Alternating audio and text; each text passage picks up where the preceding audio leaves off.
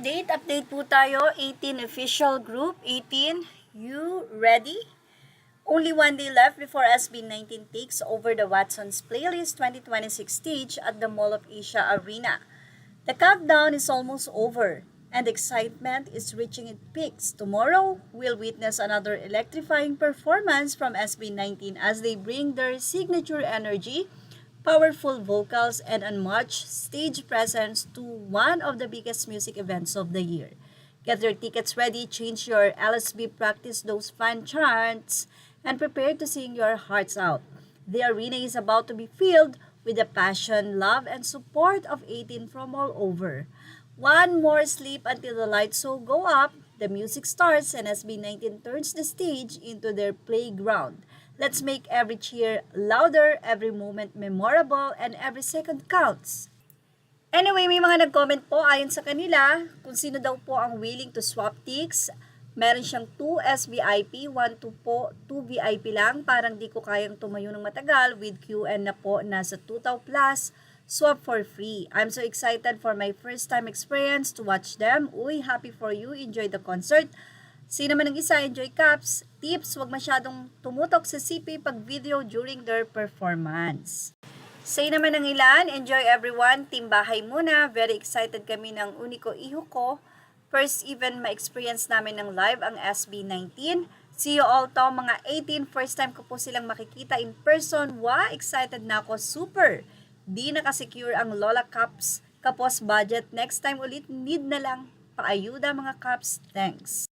Samantala, 18 kilos-kilos daw. Dahil ayon po sa isang post, pumapangalawa ang SB19 sa group duo sa SEC. Well, nagkakaroon kasi sila ng problema. Say nila, gentle kalampag lang mga kapatid, may ongoing tayong butuhan at mukhang gusto tayong gawing second place.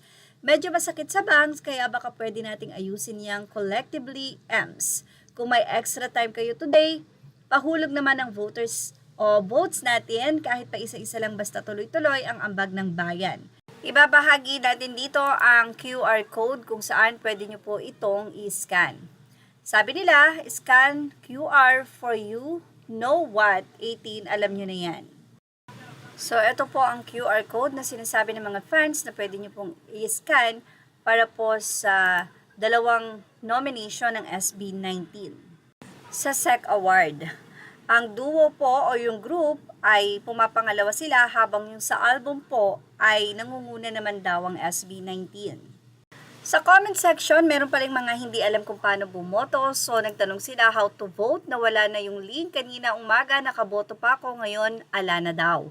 So, sumagot ang isa. Sabi niya, Google Caps, itype mo lang yung SEC Award.